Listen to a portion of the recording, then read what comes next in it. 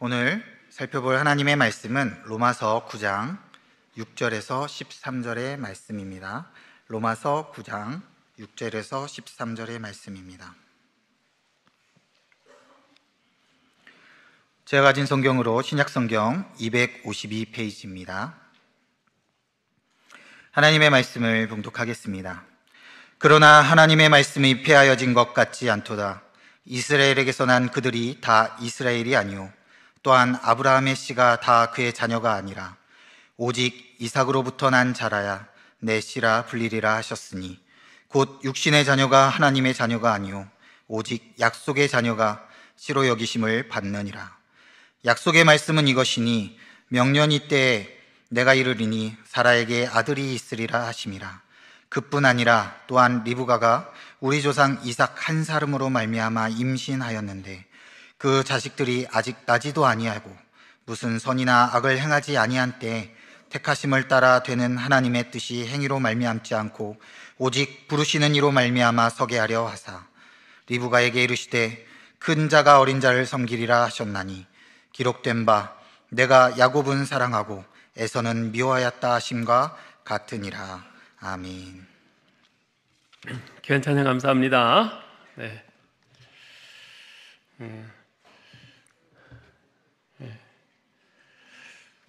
우리 오늘 어린이 주일이라서 이렇게 우리 어린 아이들이 같이 와서 찬양을 했는데 참 감사하고 좋네요. 자, 지난 한 주간 동안 어떻게 지내셨습니까? 모두 잘 지내셨죠? 네, 우리 같이 인사 좀 나누실까요? 앞뒤 좌우에 계신 분들과 인사 좀 하시죠. 반갑습니다. 잘 지내셨죠? 주님의 은혜와 평강이 함께 하시기 바랍니다.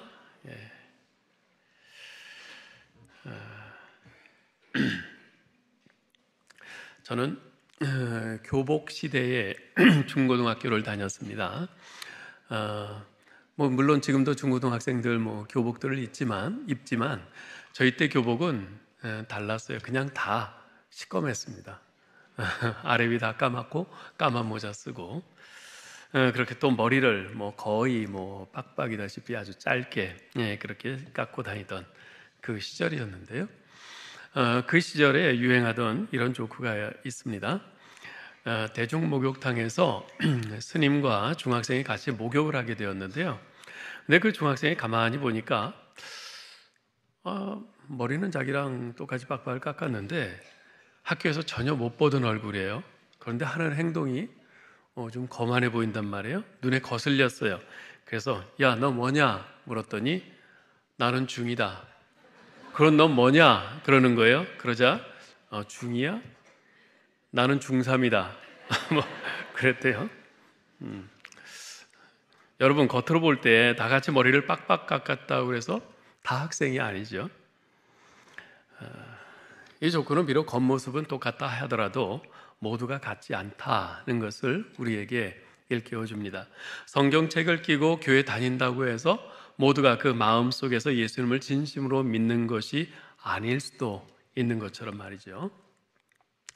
오늘 설교 제목이 참 이스라엘, 참 그리스도인입니다. 누가 참 이스라엘인가? 누가 참 이스라엘인가? 이에 대해서 우리가 살펴보려고 하는데요. 예수 믿고 성경을 공부해 가다 보면 어느 순간 불현듯 뇌리를 스치고 지나가는 질문이 있습니다. 저 중동의 그 팔레스타인 땅에 있는 이스라엘이라는 국가는 장차 어떻게 될 건가? 라는 질문이죠. 그들은 자신들을 일컬어서 The chosen people, 선민이라고 말합니다. 자신들은 구원이 100% 확실하게 보장된 선택받은 민족이라는 거죠. 하지만 그들은 하나님의 메시아, 즉 구원자로 보내신 예수님을 배척하고 지금도 다른 메시아를 기다리고 있습니다. 예수님의 메시아가 아니라고 말합니다. 성경에 말씀하기를 분명히 예수 그리스도를 믿어야만 구원을 얻는다고 했는데 그렇다면 저 이스라엘이라는 나라는 도대체 어떻게 되는 것일까? 예수를 안 믿어도 하나님이 선택하신 선민이기 때문에 자동적으로 구원을 받는 것인가? 아니면 예수를 안 믿으니까 구원을 못 받는 것인가? 구원을 못 받는다면 그들이 과연 정말 선민일까? 이런 의문이 생깁니다. 이 문제에 대한 답변을 제시하는 본문이 바로 로마서 9장에서 11장입니다. 앞서 9장 1절로 3절에서 사도 바울은 자기 동족 이스라엘에 대해서 큰 근심과 마음에 그치지 않는 고통이 있다고 말한 바 있습니다. 심지어는 그들이 구원받을 수만 있다면 자신은 저주를 받아서 그리스도에게서 끊어질지라도 원한다고, 즉 자기 개인의 구원까지도 기꺼이 포기하겠다고 말합니다. 여기서 우리가 한 가지 기억해야 할 사실은, 바울이 그처럼 괴로워했다는 것은 이스라엘의 국가적인 회복은 없을 것이라는 강력한 증거라는 것입니다. 물론 이스라엘 백성 중에는 복음을 믿게 된 사람들이 있습니다. 미국의 Chosen People Ministry, 즉 선민 선교회라는 선교단체가 있습니다. 이 단체는 예수 믿고 회심한 유대인들이 자기 동족들의 구원을 위해서 선교하는 단체입니다. 그래도 오늘날에도 이스라엘 사람들, 유태인들 가운데서 예수 그리스도께로 돌아오는 사람들이 계속해서 생기고 있습니다. 그러나 국가로서의 이스라엘은 과거 그들이 받았던 그 허다한 특권들에도 불구하고 이제는 구원의 영역 밖에 놓여져 있습니다. 하나님께서는 과거 아브라함 때부터 예수 그리스도 때까지 약 1800여 년에 걸쳐 이스라엘에 거듭거듭 언약을 주셨습니다. 율법을 주셨죠. 하나님께 가까이 나아갈 수 있는 방법으로서 예배제도, 즉 제사제도를 주셨습니다. 그들의 길잡이 역할을 해줄 믿음의 조상들도 주셨습니다. 그리고 구원자이신 예수 그리스도께서 그들에게서 나도록 하셨습니다. 이 정도면 그들은 하나님께로부터 엄청난 특권을 받은 거죠. 저는 신학교 다닐 때요, 히브리어 공부가 너무 힘들어서 가끔 그런 생각을 한 적이 있습니다. 하나님께서 이스라엘 민족이 아니라 우리 한민족을 선택하셨더라면 얼마나 좋았을까? 그렇다면 성경도 우리 한글로 쓰여졌을 것이고 예수님도 우리 한민족으로 이 땅에 오셨을 터이니 신학 공부하는데 얼마나 좋았을까? 물론 쓸데없는 푸념이죠. 그만큼 이스라엘이 엄청난 특권을 받은 겁니다. 그럼에도 불구하고 이스라엘은 하나님을 거절했습니다. 바울은 자기 동족 이스라엘이 이토록 엄청난 특권을 받았는데도 불구하고 오히려 메시아를 거부한다는 이 사실이 너무나 마음이 아팠어요. 그래서 심각한 고민을 했습니다. 차라리 자신이 저주를 받는 한이 있어도 이스라엘이 구원받을 수 있었으면 좋겠다, 이 마음을 가지고 있었죠. 여기서 자연스러운 질문이 하나 생깁니다. 그것은 이스라엘이 메시아이신 예수 그리스도를 거부했다면 이스라엘은 구원을 받지 못하는 것이 아닌가? 그렇다면 이스라엘에 대한 하나님의 약속들이 실패한 것이란 말인가 하는 질문입니다. 하나님께서 이스라엘의 구원의 복을 주시겠다고 약속하셨는데 그들이 메시아를 거부했으니 그들이 구원 못 받는 것은 당연한 것 아니겠어요? 자, 그렇다면 이스라엘의 구원을 약속한 하나님의 약속이 실패한 것입니까? 그렇지 않습니다. 사도 바울은 오늘 본문 6절 상반절에서 이렇게 말합니다. 그러나 하나님의 말씀이 폐하여진 것 같지 않도다. 여기서 하나님의 말씀이란 아브라함을 선택하여 그 후손을 통해서 천하 만민이 구원의 복을 받게 하시겠다는 약속의 말씀입니다. 여러분, 하나님의 말씀은요, 절대로 실패할 수 없습니다. 이사야서 55장 10절 11절에서 이렇게 말씀하세요. 읽어볼까요? 이는 비와 눈이 하늘로부터 내려서 그리로 되돌아가지 아니하고 땅을 적셔서 소출이 나게 하며 싹이 나게 하여 파종하는 자에게는 종자를 주며 먹는 자에게는 양식을 줌과 같이 내 입에서 나가는 말도 이와 같이 헛되이 내게로 되돌아오지 아니하고 나의 기뻐하는 뜻을 이루며 내가 보낸 일에 형통함이니라. 아멘. 그렇습니다. 하나님의 약속의 말씀은 결코 폐지되지 않습니다. 하나님께서 이스라엘에게 주신 약속들은 반드시 지켜질 것입니다. 이스라엘이 구원받는 데 실패한 것은 이스라엘 자신의 실패일 뿐이지 그것이 곧 하나님의 실패는 아닙니다. 자, 그런데 여기서 반드시 짚고 넘어가야 할 사항이 있습니다. 여러분들이 꼭 이것을 기억하셔야 되는데요. 그것은 참 이스라엘과 국가로서의 이스라엘이 반드시 일치하지는 않는다는 사실입니다. 이 지상의 나라인 국가로서의 이스라엘이 모두 하나님의 구원받은 참 이스라엘에 속한 백성은 아니라는 말입니다. 바로 이 점이 9장에서 11장을 푸는 아주 중요한 열쇠입니다. 그래서 바울은 이렇게 말합니다.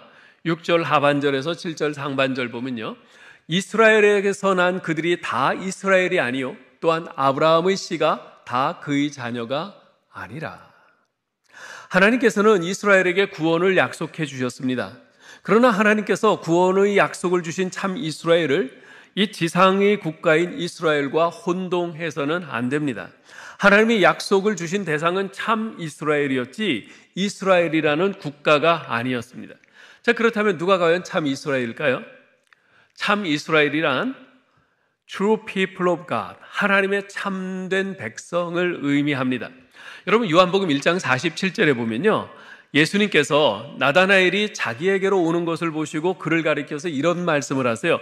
보라, 이는 참으로 이스라엘 사람이라, 그 속에 간사한 것이 없도다. 그 주변에 다른 사람들도 많이 있었어요. 그들은 전부 이스라엘 사람들입니다. 그런데 예수님께서 유독 나다나엘을 가리켜서 보라, 이는 참으로 이스라엘 사람이라 그러셨어요. 이것은 이스라엘 사람들, 혈통적으로 국적으로는 이스라엘 사람인데, 그런데 그 중에서도 참된 이스라엘 사람이 아닌 사람들도 있다는 사실을 암시하는 말씀이죠. 유대인들은 혈통적으로 아브라함의 후손이면 참 이스라엘이요 당연히 구원받을 자라고 생각을 했습니다. 지금도 그들은 그렇게 생각을 합니다. 그러나 그러한 유대인들의 일반적인 경향에 정면으로 도전한 사람이 있었어요. 바로 세례 요한입니다. 그는 많은 바리새인들과 사두개인들이 자신이 세례 베푸는 데 나오는 것을 보고 이렇게 호통을 칩니다. 읽어볼까요? 독사의 자식들아, 누가 너희를 가르쳐 임박한 진노를 피하라 하더냐? 그러므로 회개에 합당한 열매를 맺고 속으로 아브라함이 우리 조상이라고 생각하지 말라. 내가 너희에게 이르노니 하나님이 능히 이 돌들로도 아브라함의 자손이 되게 하시리라. 무슨 말입니까? 아브라함의 혈통, 유대인의 혈통에서 난 것은 전혀 중요하지 않다는 것입니다. 네. 그것만 믿고 자랑하는 자들은 아무것도 아니라는 거예요. 하나님께서 차라리 이 길가에 널브러져 있는 이 돌들을 가지고도 아브라함의 자손 되게 하실 수 있다는 겁니다. 사도 바울은 로마서 4장에서 이미 이 점에 대해서 말한 바 있죠. 거기서 그는 아브라함의 참 후손들은 단순히 혈통상의 후손들이 아니라 바로 복음을 믿는 신자들이라고 설명했습니다. 즉 하나님께서 보내신 구원자 예수 그리스도께서 우리의 죄를 담당하시고 십자가에서 우리 대신 죽으셨다는 사실을 분명히 믿는 사람, 그 사람이 바로 하나님의 참 이스라엘인 것입니다. 저 멀리 중동의 이스라엘이라는 그런 지리적인 국가에서 태어난 유태인들이 참 이스라엘이 아니라 예수를 구세주로 믿고 이 자리에 있는 여러분과 제가 바로 하나님의 참 이스라엘인 것입니다. 바꿔 말하면 우리 그리스도인이 바로 참 이스라엘인 것이죠. 자, 그런데 참으로 아이러니한 것은요, 이스라엘에게 나타났던 현상이 참 이스라엘이라고 하는 오늘날 그리스도인들에게서도 똑같이 나타나고 있다는 사실입니다. 무슨 말인가 하면 스스로 자신들을 하나님의 이스라엘이라고 생각했던 사람들이 다 참 이스라엘은 아니듯이 스스로 자신을 참 그리스도인이라고 생각하는 사람들이 다 참 그리스도인은 아니라는 말입니다. 레슬리 스테픈이라는 영국의 작가가 이런 말을 했어요. 오늘날 그리스도인이라는 이름은 언어에서 가장 애매한 호칭 가운데 하나가 되었다. 무슨 말이냐면 오늘날 가장 많이 남용되고 있는 말 가운데 하나가 바로 그리스도인이라는 말이라는 뜻입니다. 20세기 중반까지만 해도요, 서구 사회에서는 그리스도인이라는 말과 문명인이라는 말이 동의어처럼 사용됐습니다. 아마도 선진 문명국인 서구의 나라들이 기독교적 전통을 배경으로 하고 있기 때문에 그랬던 것 같아요. 그래서 한때는 모든 문명인은 크리스찬이다 라는 말이 나돌기까지 했습니다. 이와는 좀 다르기는 하지만요, 중남미 국가들에서도 이런 현상이 발견됩니다. 저는 미국에서 24년간 목회를 하면서 지리적으로 가까운 멕시코나 아르헨티나, 페루 등 중남미 국가들에 거의 매년 이렇게 단기 선교를 가곤 했습니다. 중남미 국가들은요, 거의 100%가 카톨릭을 국교로 내세우고 있습니다. 그래서 이제 지나가는 사람을 붙들고 당신 크리스찬입니까? 물으면 전부 다 sí, yes 그래요. 그런데 그들에게 그러면 예수 그리스도가 어떤 분입니까? 물어보면 거의 대부분 대답을 못합니다. 그들은 자기 나라가 가톨릭 국가니까 태어나자마자 성당에 가서 영세를 받았고 따라서 자기들도 당연히 크리스찬이라고 생각을 하는 거죠. 자기들은 당연히 천국 간다는 겁니다. 정도의 차이는 있지만 우리 개신교도 사정은 그리 다르지 않습니다. 오늘날 그리스도인이란 말이 가장 많이 남용되는 것은 아마도 교인이 곧 그리스도인이다 라고 하는 사고방식에서일 겁니다. 즉 교회 다니는 사람은 무조건 그리스도인이라고 생각하는 거죠. 더구나 교회에서 무슨 직책을 맡았다거나 열심히 교회 쫓아다니면서 봉사하는 사람에 대해서는 그 사람이 그리스도인이 아닐 수도 있다는 생각은 꿈에도 하지 않습니다. 그뿐인가요? 어떤 사람의 아버지가 교회 목사나 장로인 경우에는 주위 사람들이 다 그 사람을 당연히 그리스도인이라고 생각을 합니다. 또한 성경책을 가지고 있는 사람, 십자가 목걸이를 걸고 있는 사람, 이런 사람들도 모두 그리스도인으로 취급되기도 합니다. 그런데 과연 그렇습니까? 서구 문명국가의 사람들은 과연 모두가 다 그리스도인입니까? 영국 하면 대부분 다 기독교 국가지 라고 생각할지 모르지만 여러분, 영국은요 지금 선교지입니다. 선교지예요. 보통 선교지라고 하면은 국민의 10% 미만, 크리스찬이 10% 미만인 국가를 선교지라고 합니다. 지금 영국이 그렇습니다. 서구의 유럽의 나라들이 거의 다 그래요. 과연 교회 다니는 사람들은 다 그리스도인일까요? 아버지가 목사라고 해서 그 자녀도 당연히 그리스도인이라고 말할 수 있나요? 그렇지 않습니다. 오직 자신이 죄인임을 깨닫고 예수님을 자신의 구원자로 믿음으로써 영적으로 거듭난 사람, 그 사람만이 참 그리스도인입니다. 교회에 등록해서 교인 명부에 자기 이름이 올랐다고 해서 그리스도인이 아니라 예수 그리스도에 대한 분명한 신앙 고백으로 말미암아 하늘나라의 생명책에 그 이름이 기록되어 있어야만 비로소 참 그리스도인인 것입니다. 그런 의미에서 본다면 세례에 대해서도 우리가 유념해야 할 것이 있습니다. 세례 자체가 세례받는 사람을 그리스도인 되게 하는 것이 아니라는 것입니다. 오히려 이미 예수 그리스도를 믿는 분명한 신앙 고백을 가지고 있는 사람이 받는 것이 세례입니다. 즉 이미 예수 믿고 참 그리스도인 된 사람이 자신의 신앙 고백을 우리 믿음의 공동체 앞에서 공적으로 발표함으로써 이제 우리 교회 공동체의 일원으로 정식으로 받아들여지게 되는 의식, 그것이 바로 세례인 것이죠. 여러분 혹시 너도밤나무란 나무를 아세요? 너도밤나무? 제가 미국에서 목회하던 그 교회의 뜰에 커다란, 거의 한 100년쯤 됐음직한 커다란 밤나무가 한 그루 있었습니다. 매년 가을이 되면 그 가지에서 그 밤이 떨어지는데 얼마나 많이 떨어지는지 몰라요. 우리가 보는 우리가 익히 알고 있는 밤과는 약간 좀 다른데요. 모양이 약간 다르기는 해요. 그런데 그걸 까보면은 그 밤송이가 얼마나 토실토실하고 먹음직스럽게 보이는지, 진짜 보암직도 하고 먹음직도 한 그런 밤이에요. 제가 처음에 이제 그 교회를 갔을 때, 교회 마당에 이렇게 커다란 밤나무도 있고 정말 좋다 그랬는데, 이상한 것은요, 거기 다람쥐들이 많았거든요. 근데 그 다람쥐들이 그 밤을 한 마리도 거들떠보지 않아요. 그래서 나무에 대해서 잘 아시는 집사님께 좀 여쭤보았더니 그분이 웃으시면서 그러시더라고요. 목사님, 그 밤 못 먹습니다.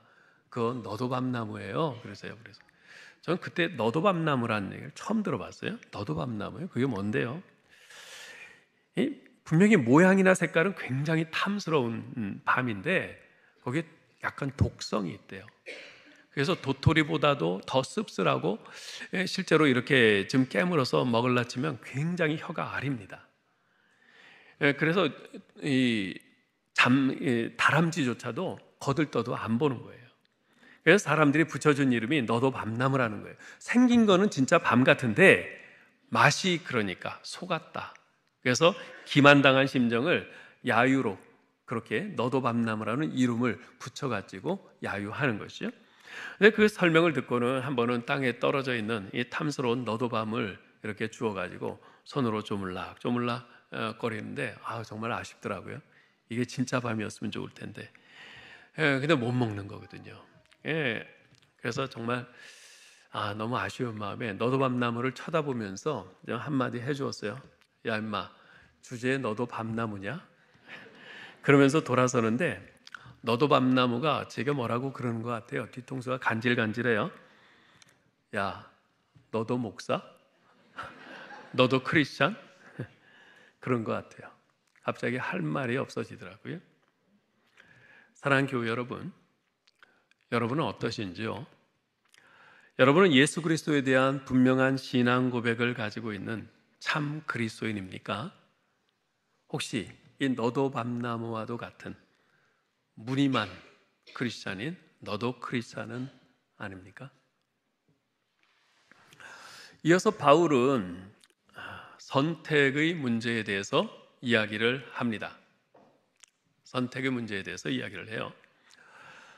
우리가 구원에 관한 성경의 가르침을 생각할 때 가장 이해하기 어려운 것이 바로 이 선택의 문제가 아닐까 싶습니다. 어째서 하나님께서는 어떤 사람은 선택하셔서 구원하시는 반면 어떤 사람은 선택하지 않으시고 그냥 멸망밖에 내버려 두시는가?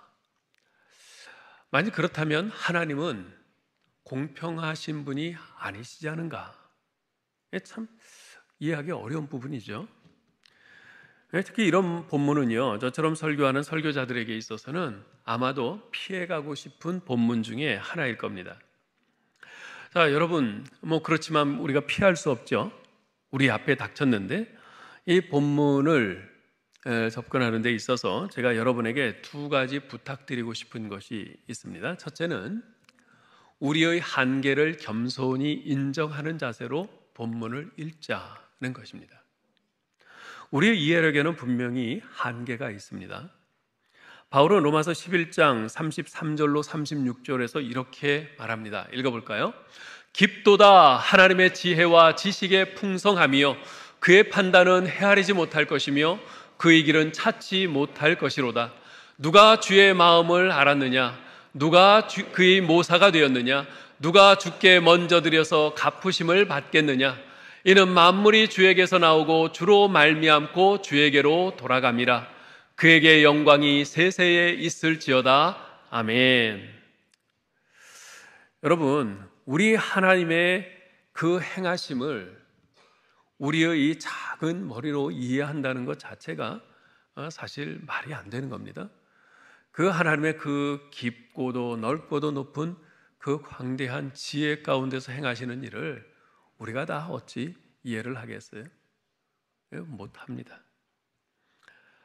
가능한 한 조금이라도 더 잘 이해할 수 있도록 도와달라고 우리 하나님께 기도하면서 최선을 다해 진지하게 생각하고 연구하되, 그러나 내게 이해가 되지 않는다고 해서 저건 틀렸어, 이렇게 쉽게 결론을 내리지는 말라는 것입니다. 비록 지금은 거울로 보는 것 같이 희미하나 후에는 얼굴과 얼굴을 대면하여 보는 것 같이 밝히 알게 될 것이기 때문입니다. 이 소망과 믿음을 갖고 차분히 이 문제에 접근을 해야 합니다. 둘째로 부탁드리고 싶은 것은 성경 본문에서 말씀하고자 하는 요점, 메인 포인트에 집중하시라는 겁니다. 종종 보면요, 성경을 읽다가 어느 특정한 단어 하나에 딱 막히면 그것에 집착해서 전체의 그 은혜로운 내용을 간과하곤 하는 그런 경우들이 있습니다. 여러분, 성경을 읽는 것은요, 지도를 보는 것과는 다릅니다. 지도를 볼 때는 거리 이름 하나하나에 세심한 주의를 기울여야 합니다.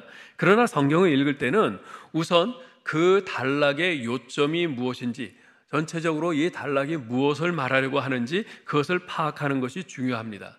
그래야만 그 성경 본문 속에서 길을 잃지 않고 그 본문이 제시하는 진정한 유익을 얻을 수 있습니다. 그래서 오늘 본문을 통해서는요, 하나님의 선택하심이 무엇인지 이에 대해서 살펴보고요, 다음 주에는 이어지는 14절부터의 말씀을 가지고 그렇다면 과연 하나님은 공평하신 분인가? 라는 문제에 대해서 말씀을 드리겠습니다. 바울 사도는 하나님의 선택하심이라는 문제를 다룸에 있어서 먼저 이스라엘의 역사 속에 나타난 두 가지 예를 듭니다. 첫째는 아브라함의 아들인 이삭을 선택하심입니다. 여러분도 잘 아시다시피 아브라함에게는 여러 명의 아들들이 있었죠. 가장 먼저 태어난 아들이 누굽니까? 아브라함의 아내인 사라의 몸종 하갈을 통해서 얻은 이스마엘이었습니다. 그리고 둘째 아들이 바로 본처인 사라에게서 태어난 이삭이죠. 그 밖에도 그두라라는 후처에게서 얻은 6명의 아들들이 더 있었습니다. 그리고 그 모든 아들들이 각각 자신들의 후손들을 두었죠. 근데 문제는 하나님께서 그 많은 아브라함의 아들들 가운데서 오직 이삭에게서 난 자라야 아브라함의 자손으로 인정하겠다고 하신 것입니다. 창세기 12장 2절에 보면요, 하나님께서는 아브라함에게 복을 주어 그로 하여금 큰 민족을 이루게 하겠다고 약속하셨습니다. 구원받을 하나님 나라의 백성들, 즉 참 이스라엘을 이루겠다는 약속이죠. 그런데 어째서 그 많은 아들들 가운데서 오직 이삭에게서 난 자라야만 아브라함의 약속을 이어받을 자손으로 인정하겠다고 하신 것일까요? 아마 이렇게 생각할 수도 있을 거예요. 혹시 이삭을 제외한 다른 아들들은 전부 본처가 아닌 몸종과 후처에게서 난 자식들이라서 그런 것은 아닐까? 충분히 이렇게 생각을 할 수 있죠. 그러나 그것이 아님을 우리는 두 번째 예를 통해서 금방 알 수 있습니다. 두 번째 예는 10절로 13절에 나오는 야곱을 선택하심입니다. 에서와 야곱은 이삭이 아내인 리브가에게서 낳은 쌍둥이 아들입니다. 외적인 조건면에서는 하등의 차이가 없어요. 같은 어머니에게서 태어났잖아요. 게다가 에서는 야곱보다 몇 분 먼저 태어난 장자입니다. 그래서 장자권을 에서가 갖지 않았습니까? 그런데 12절에 보면 하나님께서 큰 자 에서가 어린 자 야곱을 섬기리라고 말씀을 하세요. 한 걸음 더 나아가 13절에 보면 하나님께서 야곱은 사랑하고 에서는 미워하셨다고 하십니다. 야곱은 사랑하고 에서는 미워하셨다. 이 말은 하나님이 괜히 에서를 고의로 미워하셨다는 의미가 아닙니다. 이 말은 단지 하나님께서 야곱은 사랑하신 반면 에서는 사랑하지 않으셨고, 야곱은 불쌍히 여기셨으나 에서는 불쌍히 여기지 않으셨다는 뜻입니다. 야곱에게는 은혜를 주셨지만 에서에게는 은혜를 주시지 않았다는 뜻입니다. 즉 하나님께서는 동일한 부모에게서 난 쌍둥이 가운데 장자인 에서를 선택하지 않고 동생인 야곱을 택하셨다는 것입니다. 왜 그렇게 하셨을까요? 이것을 어떻게 이해해야 될까요? 어떤 사람들은 이렇게 생각하기도 합니다. 아마도 하나님께서 야곱과 에서의 그 미래에 이들이 어떻게 행할 것인지 미래의 그들의 행위를 미리 예견하시고 장차 하나님을 잘 믿을 야곱을 선택하신 것이다 라고 생각을 해요. 그럴듯한 추측이죠. 그러나 과연 그럴까요? 우리들 한 사람 한 사람이 미래에 어떤 행위를 하며 어떤 모습으로 살지를 하나님께서 미리 아시고 그 지식에 근거해서 어떤 사람은 선택하시고 어떤 사람은 선택하지 않으신 것일까요? 아니요, 결코 그렇지 않습니다. 여러분 11절을 다시 보시기 바랍니다. 읽어보죠. 그 자식들이 아직 나지도 아니하고 무슨 선이나 악을 행하지 아니한 때에 택하심을 따라 되는 하나님의 뜻이 행위로 말미암지 않고 오직 부르시는 이에게로 말미암아 서게 하려 하사. 야곱과 에서가 출생하기도 전에, 즉 그들이 각각 선악을 행하기 전에 이미 하나님의 자녀 여부가 결정된 것입니다. 하나님의 선택하심이 결코 야곱이나 에서가 행할 선행이나 악행에 달려있는 것이 아니라는 말씀입니다. 선택은 오직 부르시는 하나님 자신의 뜻에 달려있다는 거예요. 하나님의 절대 주권적인 뜻에 달려있다는 겁니다. 그렇다면 이러한 하나님의 선택이 과연 의로운 것인가? 아직 태어나지도 않은 쌍둥이 가운데 야곱은 사랑하고 에서는 미워하셨다고 하는데 과연 의로우신 하나님으로서 그렇게 하는 것이 맞는 것인가? 과연 하나님은 공정하신 것인가? 이 문제에 대해서는 다음 주에 말씀드리겠습니다. 다만 이 시점에서 우리가 깊이 생각해 봐야 하는 것은 이러한 하나님의 주권적인 선택의 의미가 무엇인가 하는 것입니다.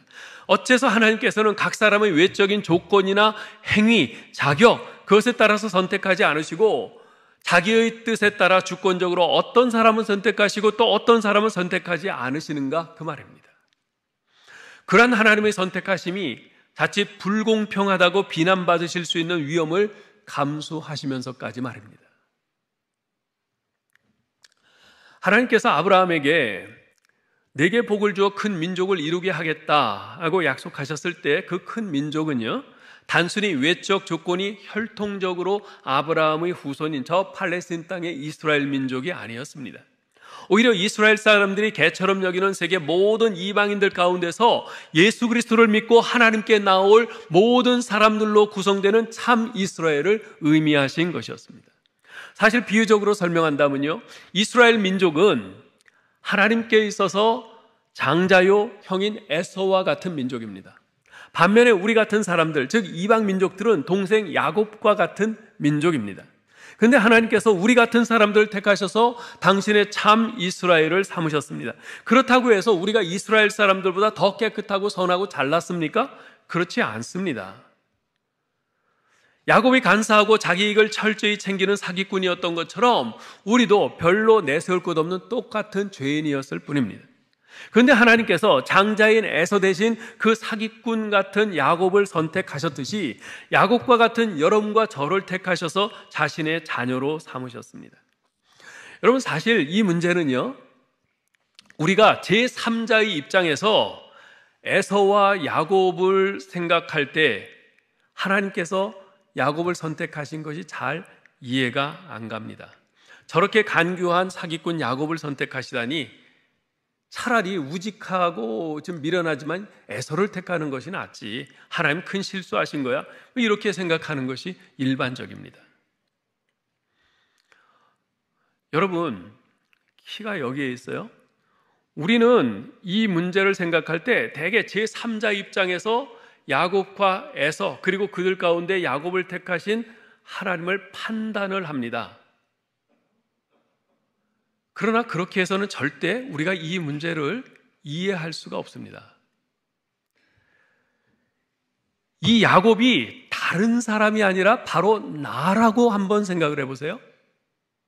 다른 사람이 아니라 바로 나다. 본문은 바로 이 관점에서만 제대로 이해할 수가 있습니다. 하나님께서 성경에 왜 이 골치 아픈 문제를 써주셨는가? 이것은 우리 보고 야곱과 에서를 선택하신 하나님의 그 선택을 제3자 입장에서, 재판장의 입장에서 판단해봐라, 그러라고 주신 것이 아닙니다. 지금 여기 말도 안 되는 선택을 당한 이 야곱이 바로 너다. 네가 이 야곱과 같은 자인데, 그런데 내가 너를 선택했다. 내가 너를 선택해서 너를 구원했다. 바로 야곱이 너다. 바로 이것을 우리에게 말씀해 주시는 겁니다. 바로 우리가 이러한 입장에 설 때 비로소 이것이 이해가 되는 것이에요. 실제로 여러분이나 저나 모두 야곱 같은 사람 아닙니까? 철두철미 자기중심적이고 항상 자기 이익을 우선적으로 생각하고 세상살이에 약삭 빠르고 약자에게 강하고 강한 자에겐 약한 기회주의자의 모습을 우리 모두 가지고 있지 않습니까? 저는 가끔 그런 생각을 할 때가 있어요. 내가 하나님이라도 나를 선택하지는 않겠다. 내가 하나님이라도 나를 선택하지 않겠다. 여러분은 어떠세요? 만일 여러분이 하나님이시라면, 그래서 저 깨끗한 천국에 들어갈 사람을 선택해야 한다면 여러분 자신을 선택하겠습니까? 우리가 초점을 맞추어 깊이 생각해야 할 것이 바로 이것입니다.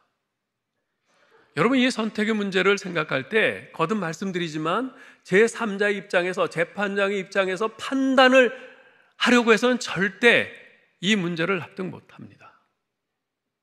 나는 그저 선택받지 못하고 죄 가운데 죽어야 마땅한 인간인데 하나님께서 이 간교한 이 야곱을 선택하셨듯이 그저 죄뿐이고 더러운 나를 하나님이 선택해 주셨네.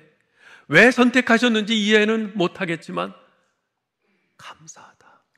감사하다. 이러한 관점에서 이것을 생각하라고 우리에게 주신 것입니다. 내 자신을 곰곰이 생각해 볼 때 내가 다른 사람보다 특별히 더 선하다거나 더 깨끗하다거나 더 잘난 것이 없는데 하나님께서 나를 선택하셔서 구원하시고 자신의 자녀여 참 이스라엘로 삼으시다니 이것이 웬 은혜요 웬 사랑이란 말인가. 예전에 여러 번 말씀드린 적이 있는데요, 찬송가 305장의 작시자인 존 뉴턴, 이 뉴턴이 젊었을 때 누에선 선장으로 아프리카에서 흑인들을 잡아다가 노예로 파는 일을 했던 사람입니다. 그러다가 후에 은혜를 받고 회개하고 목사가 됐죠. 설교 중에 이런 말을 하곤 했습니다. 우리가 나중에 천국에 가게 되면 그곳에서 우리는 세 가지 놀라운 일을 보게 될 것입니다. 첫째는 전혀 천국에 못 올 것 같이 생각되던 사람이 천국에 와 있는 것을 보고 놀랄 것이며, 둘째는 그 사람은 틀림없이 천국에 와 있을 것인데 라고 확신했던 사람이 천국에 없는 것을 보고 놀랄 것이며, 셋째는 모든 것 가운데서 가장 놀라운 일인데 바로 나 같은 죄인이 천국에 와 있다는 사실입니다. 하나님께서 저 같은 사람도 선택하셔서 하나님의 자녀 삼으신 이유는 잘 모르겠어요. 여러분도 마찬가지일 겁니다. 그러나 우리가 분명히 하나 아는 것은 하나님께서 여러분과 저를 사랑하셔서 그리스도 안에서 복 주시기를 기뻐하신다는 사실입니다. 에베소서 1장 3절로 5절에서 이렇게 말씀합니다. 읽어볼까요? 찬송하리로다 하나님 곧 우리 주 예수 그리스도의 아버지께서 그리스도 안에서 하늘에 속한 모든 신령한 복을 우리에게 주시되 곧 창세전에 그리스도 안에서 우리를 택하사 우리로 사랑 안에서 그 앞에 거룩하고 흠이 없게 하시려고 그 기쁘신 뜻대로 우리를 예정하사 예수 그리스도로 말미암아 자기의 아들들이 되게 하셨으니. 여러분, 이 구절에서 가장 중요한 문구가 뭐냐면 이 노란 글로 쓴 그 기쁘신 뜻대로 이겁니다. 하나님께서 우리를 하나님 자녀 삼으시기를 정말 기뻐하셨다는 거예요. 우리를 택하시고 예정하시고 우리를 구원하시기를 정말 기뻐하셨다는 겁니다.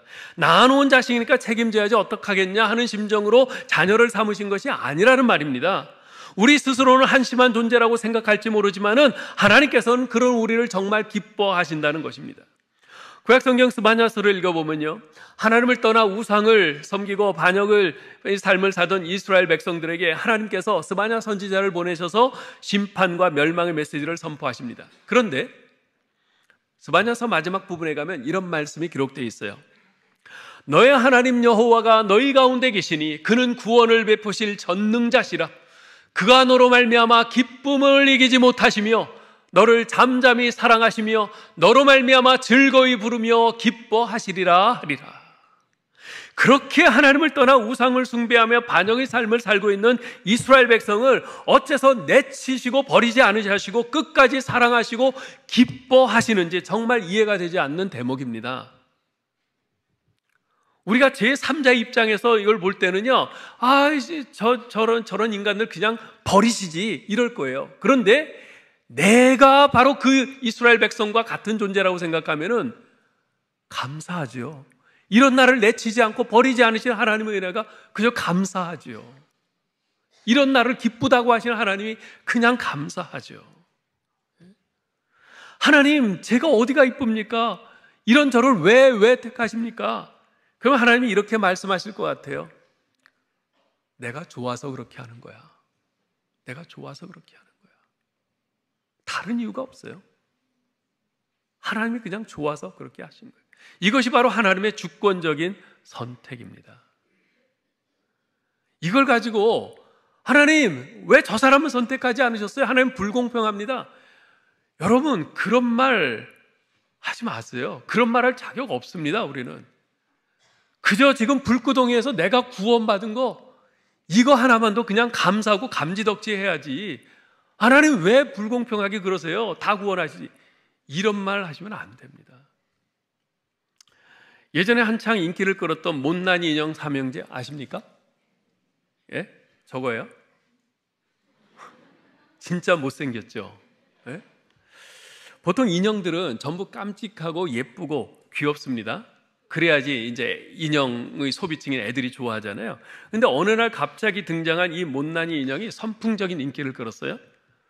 도대체 저렇게 못생긴 인형을 왜 삽니까? 물어보면 사람들이 말해요. 그냥 좋아서요. 그냥 좋아서요. 예쁘잖아요. 저게 어디가 예뻐요? 근데 예쁘대요. 좋대요. 이게 많은 사람들의 답변이었어요.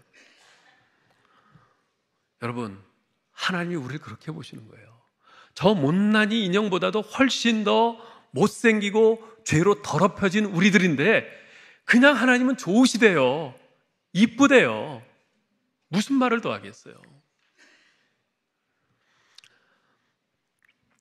전에도 말씀드린 적이 있습니다만 제가 미국 볼티모어 베델교회에서 부목사로 섬길 때 4명의 한국 어린아이들을 입양에 키우던 니콜슨 씨 부부가 있었습니다. 그들 부부는 거의 앞을 못 보는 시각장애인이었어요.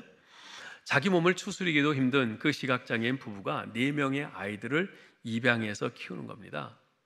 도저히 상식적으로 납득이 가지 않았죠.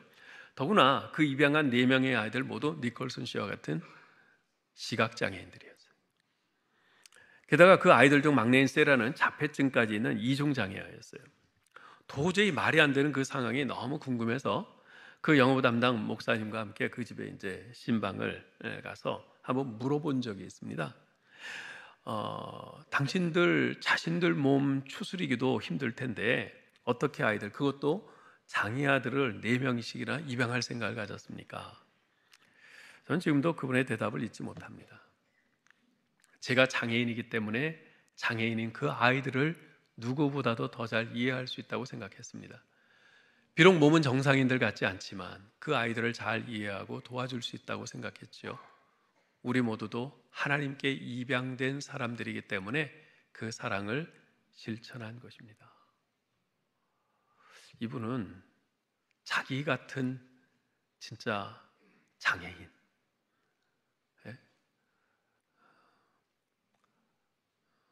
세상 사람들로부터 손가락질 받는 그런 장애인을 택하시고 자녀 삼아주신 그 하나님의 은혜가 너무 고마웠어요. 그래서 자기도 그 하나님의 사랑으로 그렇게 한 거죠. 그 4아이 가운데 장녀인 엘렌은 어렸을 적에 경기도의 어느 시장에 버려졌어요. 앞을 못 보는 아이니까 부모가 버리고 간 거예요. 미국으로 입양된 후에 니콜슨 부부의 극진한 사랑을 받고 성장한 이 엘렌은 여러 해 전에 의젓한 대학생이 됐습니다. 메릴랜드 주립대학에 입학을 했는데요. 대학생이 돼서 한국을 방문했습니다. 자기를 낳아준 생모에 대한 그리움을 떨쳐내지 못한 엘렌은 TV에까지 나왔는데요. 그 TV에 나와서 자신을 몰래 숨어서 바라볼 엄마에게 이런 말을 합니다. 엄마가 나를 버린 것 때문에 생긴 자책감에서 하루속히 벗어나세요. 엄마 자신을 용서하세요. 저는 이미 엄마를 용서했답니다. 그리고는 자기를 키워준 양부모 니콜슨 씨 부부를 향해서 말합니다. 제가 엄마 아빠와 만난 것은 하나님의 은혜였습니다. 나에게 행복을 알게 해주셨고 가족이 되어주신 엄마 아빠를 사랑합니다. 이 말을 남기고 눈물을 삼키고 미국으로 돌아갔습니다. 저는 니콜슨 씨 부부를 생각할 때마다 하나님은 사랑의 눈이 멀었다라는 어느 책 제목이 생각이 납니다. 하나님은 사랑의 눈이 멀었다. 나 같은 죄인이 뭐가 이쁘다고 나를 택하시고 자녀 삼아 주셨는가? 하나님이 나 같은 죄인을 택하시고 자녀 삼아 주신 이유가 그분 눈에는 사랑 외에는 아무것도 보이지 않기 때문이 아닐까? 하나님의 은혜로 있을 데 없는 자 왜 구속하여 주는지 난 알 수 없도다. 우리가 잘 아는 찬송가 310장 1절 가사입니다.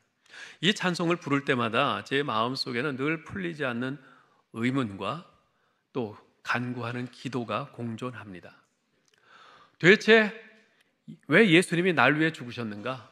왜 야곱과 같은 나, 죽어마땅한 나 같은 죄인을 그냥 죽게 내버려 두지 않으시고 선택하셔서 날 위해 고통당하셨는가? 도대체 하나님의 그 엄청난 사랑과 은혜에 내가 어떻게 반응하며 살아야 하는가? 주님 가르쳐 주십시오. 제가 어떻게 살아야 할까요? 이 의문과 간구가 늘 함께 따라옵니다.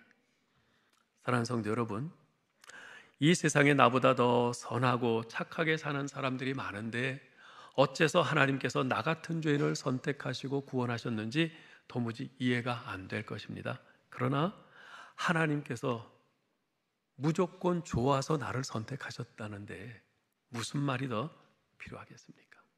그냥 내가 좋으시다는데, 그냥 여러분이 좋으시다는데. 아무쪼록 무조건적인 사랑으로 나를 선택하신 하나님의 은혜를 마음속 깊이 깨닫고 감사하면서 이제부터 주님을 찬양하며 사랑하며 살겠습니다 결단하는 저와 여러분 될 수 있기를 주님의 이름으로 축원합니다. 하나님 아버지, 그저 행한 것은 죄뿐이요 온갖 추하고 더러운 것뿐인 저희를 이쁘다 하시고 좋다고 하시고 기뻐하시고 사랑하셔서 저희를 자녀로 선택해 주시니 그저 몸둘 바를 모르겠습니다. 하나님의 그러한 선택하심이 이해는 안 되지만 지금 우리가 예수 그리스도를 나의 구세주로 분명히 믿고 있고 예수 그리스도를 구세주로 믿는 사람은 하나님께서 그 모든 죄를 용서하시고 구원하시고 하나님 자녀 삼아주신다는 그 말씀을 우리가 분명히 믿고 있으니 하나님께서 우리를 선택하시고 사랑하시는 것이 사실임을 알겠나이다. 하나님 감사합니다. 우리 주님의 사랑에 대한 이 감사한 마음을 갖고 늘 우리 하나님께 감사 또 감사하며 주님을 찬양하며 주님 사랑하며 사는 우리의 남은 세월 될 수 있도록 도우시고 인도해 주옵소서. 예수 그리스도의 이름으로 기도하옵나이다. 아멘.